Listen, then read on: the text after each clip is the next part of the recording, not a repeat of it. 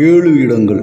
7 இடங்களில் நாம் வாயை திறக்கக்கூடாது. நீங்கள் கோபமாக இருக்கும்போது வாயை திறக்காதீர்கள்.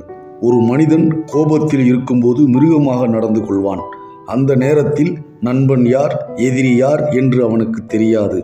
அந்த நேரத்தில் அவன் எதை வேண்டுமானாலும் செய்வான். நீங்கள் அழும்போது அமைதியாக இருங்கள். அழுது கொண்டு இருக்கும்போது உங்கள் பலவீனத்தை சொல்லிவிடுவீர்கள்.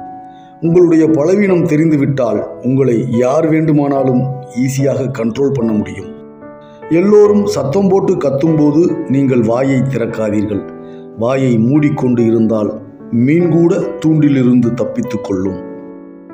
நீங்கள் எந்த இடத்தில் ஏமாற்றப்பட்டீர்களோ அந்த இடத்தில் அமைதியாக இருங்கள். ஏன், எதற்கு என்று விளக்கம் கேட்டால் அதற்கு பல காரணம் சொல்வார்கள். அதை உங்களால் தாங்கிக் கொள்ள முடியாது. பொது இடத்தில் 2 பேர் சண்டை போட்டு கொண்டிருந்தால் அந்த இடத்தில் வாய் திறக்காதீர்கள். அப்படி வாயை திறந்தீர்கள் என்றால் சண்டையை உங்கள் பக்கம் திருப்பி விடுவார்கள். நீங்கள் மன உளைச்சலுக்கு ஆளாக்கப்படுவீர்கள்.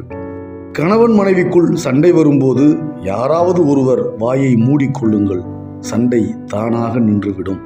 சோசியல் மீடியாவில் உங்களுடைய சொந்த கதை, சோக கதை, கருத்து சொல்கிறேன் என்று சொல்லாதீர்கள்.